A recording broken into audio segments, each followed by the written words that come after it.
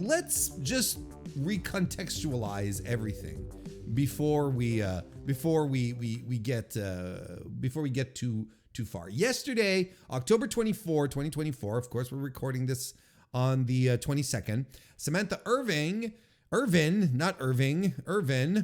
announced her departure from WWE. The popular, this is from, of course, the Figure 4 online website.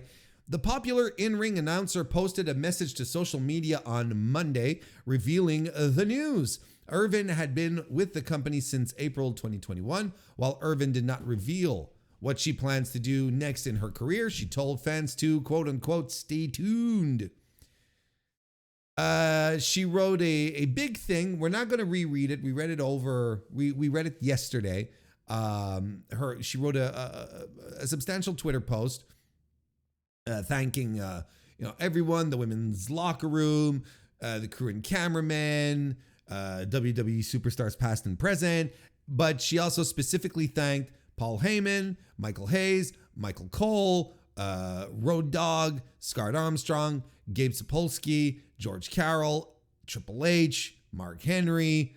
Those are people that she specifically thanked.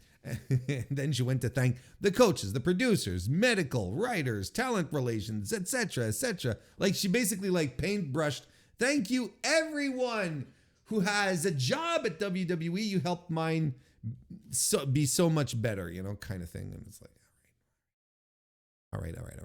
So this obviously took a lot of people by surprise because I think it's difficult to argue that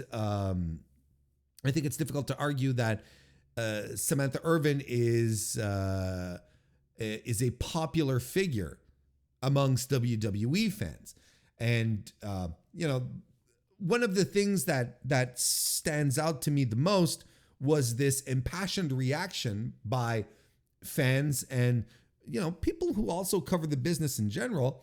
Outright calling her one of the greatest to ever do it, right?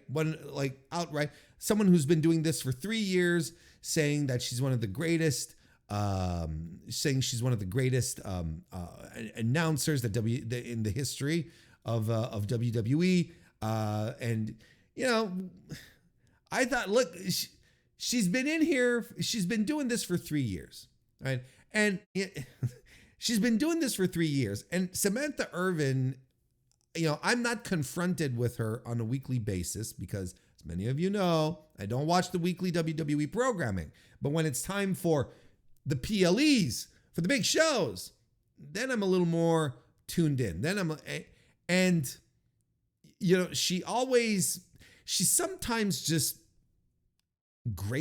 gets on my nerves kind of thing, but eventually sort of dies off, right? Then it's like, or I zone her out, and like it to me, it's not that big a deal.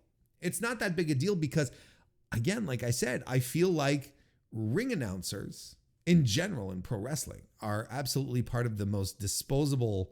They're in the most disposable container for talent you can probably have, right? They don't contribute like pro wrestlers do. They're not as significant to communicating the product and stories and whatnot than the actual broadcast announce team. Their job is to come in and just announce names and announce winners, and that's pretty much it, right? And I'm not trying to downplay the job, because I think to do it well, you need to have a certain skill set. You need a certain amount of training. And I would be lying if I said she came off as a I would be lying if I were saying that she didn't know what she was doing. It was so she's green or whatever, because she's not. She clearly has training and knowledge. She knows what she's doing, even though I don't think she's all that great at it. I think eventually she could have, or she still can, grow into something bigger if she decides to pursue this line of work, of course. But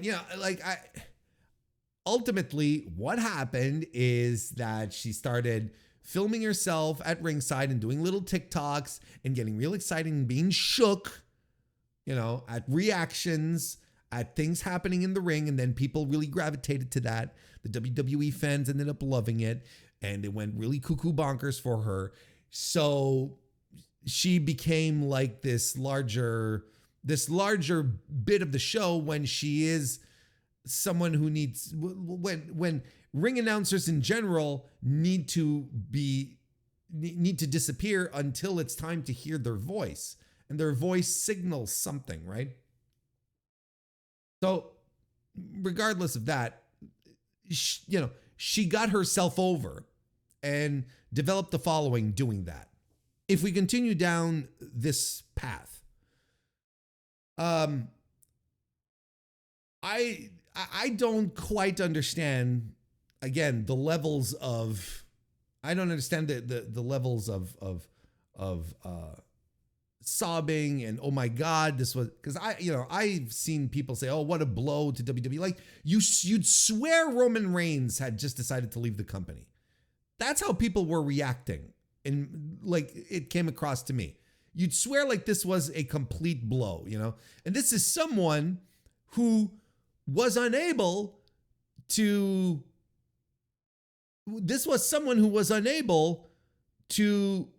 announce Cody Rhodes winning the WWE Championship at WrestleMania this year.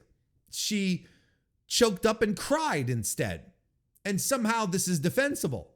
It's like I was saying, I'm pretty sure Cody Rhodes, a worker's worker, a guy who's been in this business for a while, and for whom these little things, these kind of things do matter.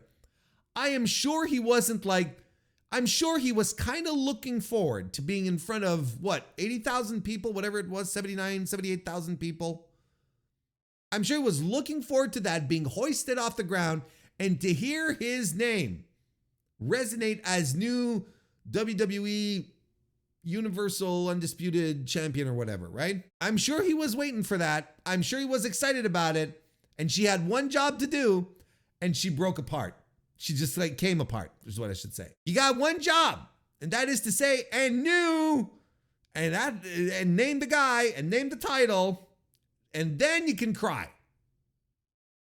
I'll be like, oh, it's so touching. I'm sorry if I have standards. I'm really sorry. If, I feel like my expectations when it comes to a pro wrestling presentation should have actual pro wrestling presentations. It's again, I was wondering, has anyone smartened her up? Does she know that that pro wrestling is fixed? That there's a script? Does she know? Maybe this was a legitimate emotional moment for her, because maybe they keep maybe all the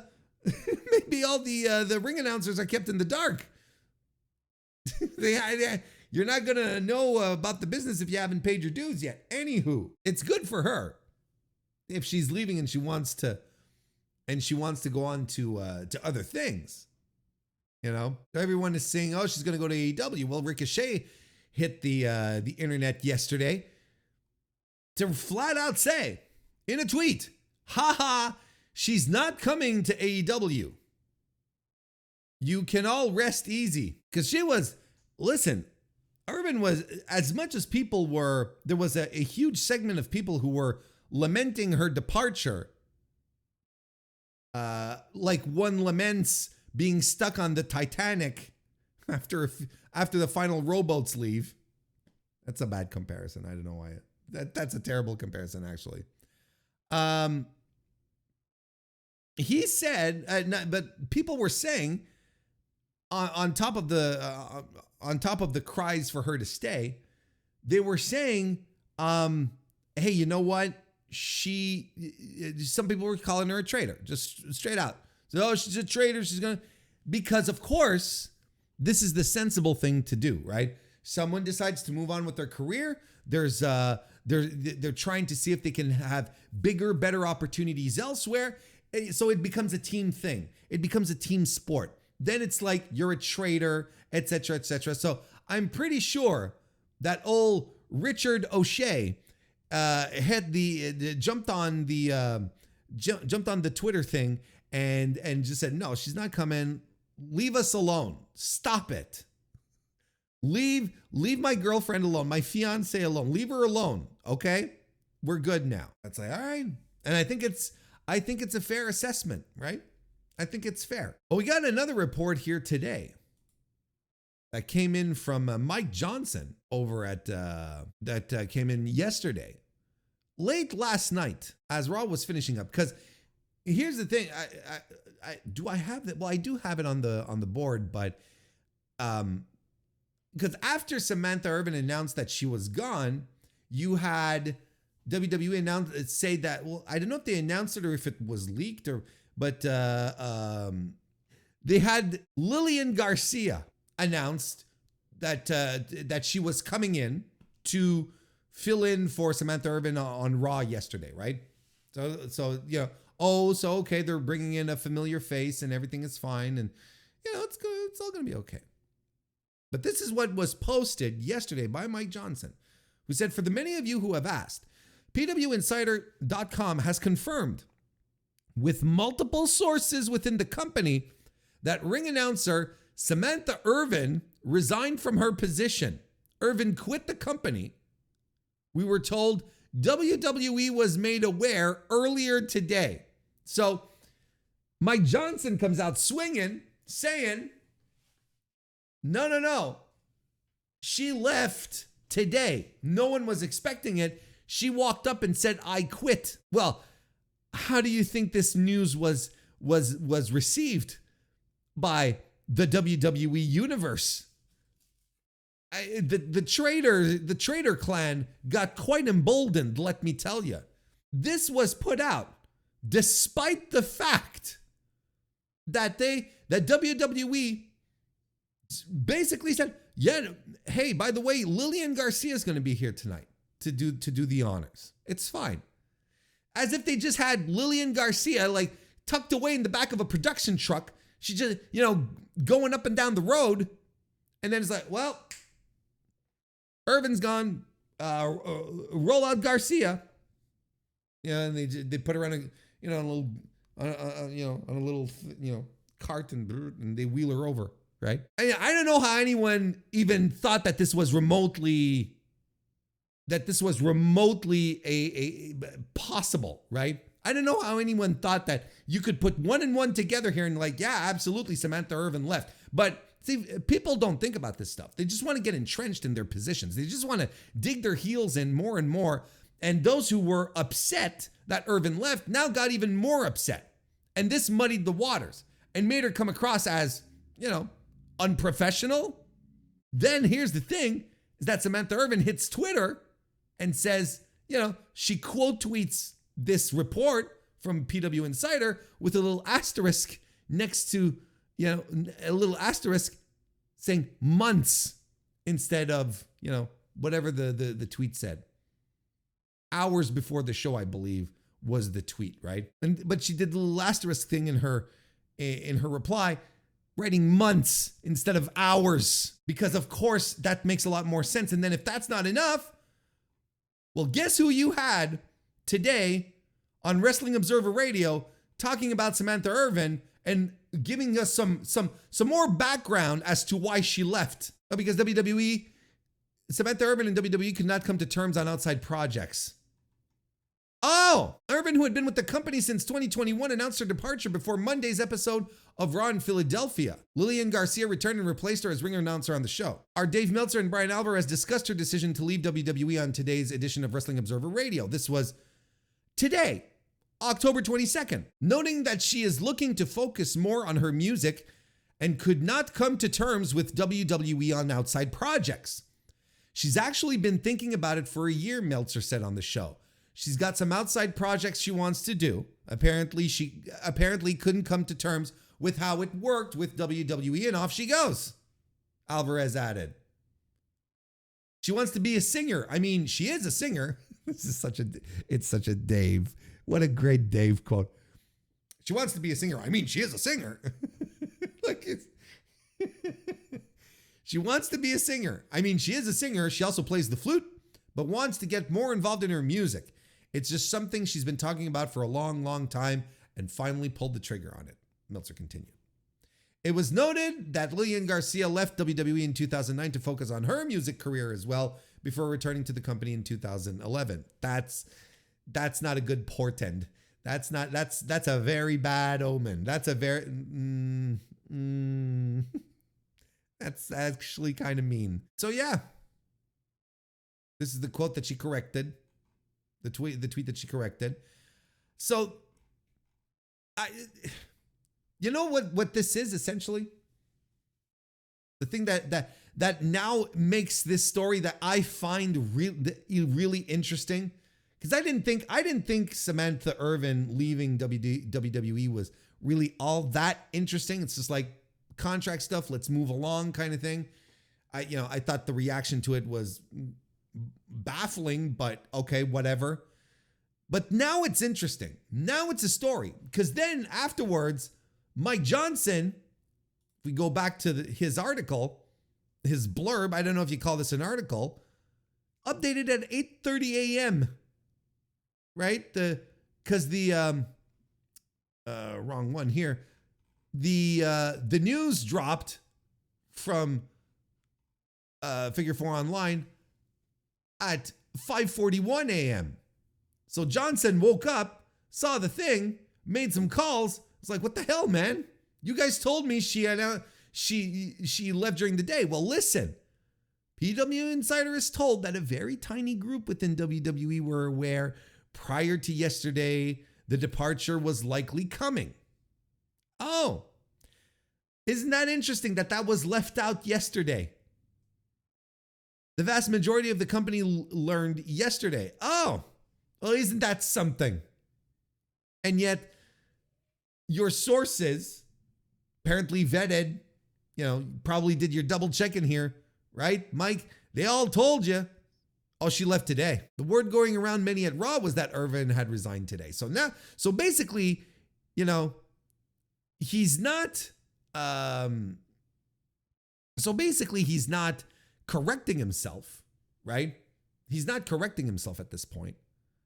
He's just saying, oh, well, I was told this by a group of people, but then today this group of people told me something different. It's just most people yesterday thought she had gone today, right? So isn't that interesting that the news that Mike Johnson received basically was news that painted Samantha Irvin in a bad light? Isn't that interesting? Now, where have I seen this before? Where have I been aware of people leaving WWE and then reports of them being leaked to media that paint them in poor lights? Like they're difficult to work with, for instance, right? I wonder, gee, it's almost as if WWE themselves were putting this news out. I mean, Johnson is not denying it. He's not, he basically said these are people within WWE telling him this. So I wonder why, isn't that interesting that the minute she leaves the company, which apparently is on good terms, but someone turns around and says, no, she left today. Unprofessional behavior, essentially, right? Isn't that interesting? I actually kind of think this is very scummy, and I think it's scummy for Johnson to have ran with it too. But it's like the same thing with all the reports that from years upon years upon years, you have someone leaving, and then you get reports that so and so was difficult to work with. And so, remember when Keith Lee left WWE? And then within the day, there were reports that, oh, well, he was difficult to work with. Keith Lee, from all accounts, one of the nicest dudes. They're like, oh, no, difficult to work with. And then what does this do? And fans turn around and they continue. Then they're like, well, it emboldens the already emboldened WWE fans to dislike her, to cut ties with her. She's like, well, she left the company unprofessionally. That's not how you're supposed to do things, right? Isn't this interesting?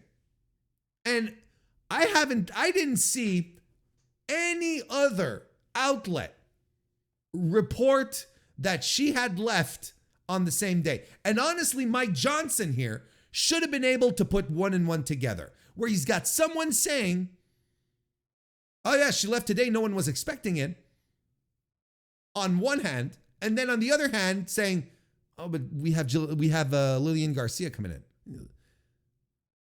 Lillian Garcia is here, in fact. How do you not put one and one together? She could not have left today, surprisingly, if they already had the backup being flown in or was already there. That's insane. That's nuts.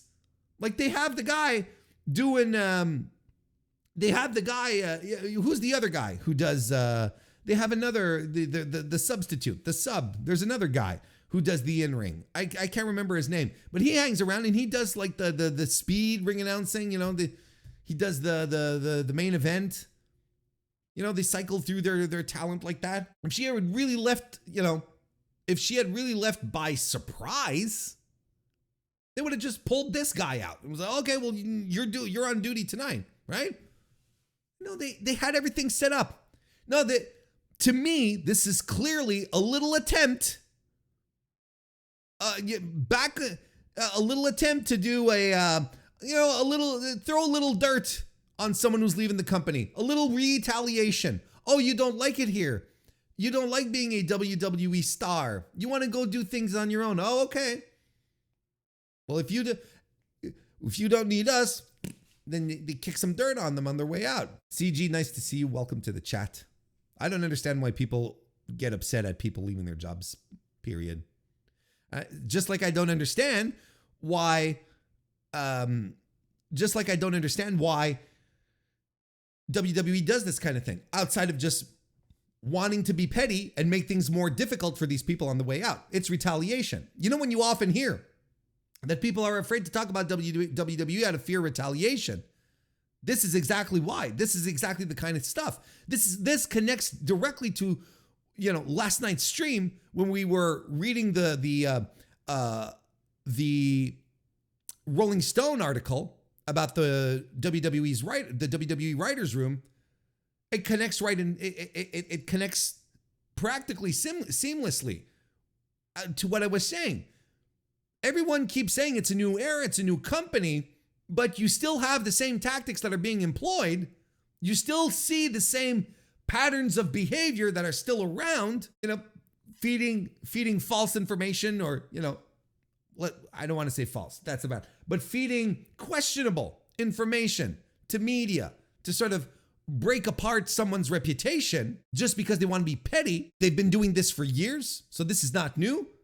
But if this is a new era, like they say, this is the point I'm trying to make. If this is the new era, then why are they still doing this? So again, it ties into what we were saying. They're doing this because Vince may be gone, but all of the people who were under his tree, who were learning from him, who came up in the business with him, Triple H, Bruce, Michael Hayes, Paul Heyman, they are all still there. You cannot have a change in corporate culture, in company culture, if you prefer, if the lieutenants of the guy who was toxic and learned from that guy how to be toxic themselves are still there. You have to clean house. You have to start over. You kick people out. You start fresh. It's got to be new. So, I'm just sitting here and I'm wondering why this story was fed. Why someone was like, when it didn't make sense. Look, and bad on Mike Johnson for running this and not putting 1+1, not doing a 1+1. Well, how is Lillian Garcia here if Samantha Irvin was unexpectedly leave? If Samantha Irvin unexpectedly left today, how does that work? No, he decided to run with this nonetheless. It's a problem. And it's not the first time we see it, and not just from Mike Johnson, from a bunch of people. And it's not the first time. When WWE wrestlers leave, and then it's like, oh, there's certain circumstances, and it's funny how, and I definitely don't want to sound like I'm sticking up for him, but once he left the protection of WWE, it's funny how all of the stories about Drew Gulak started popping up. Again, I'm not sticking up for him, but it's that type of behavior where if this had been going on for years within the company and no one was saying anything about it, up until the point where he's forced out because, it becomes a thing because of the Ronda Rousey book. And then suddenly, oh yeah, he's been like this for years. He's been choking out trainees in NXT, and like, well, what the fuck? Why didn't you do anything about it before now? And people tell me this is a new place. It's a new environment. It's a new culture. They keep telling me this, but I don't buy it because it seems a lot like the old regime. It seems a lot like something Vince would do. Smile to her face, shake her hand. Best of luck on your future. Thank you for working with us. The door's always open. And then as they turn around, he says, call Meltzer, tell him she's difficult to work with or whatever. That sounds completely, all of this sounds like a complete Vince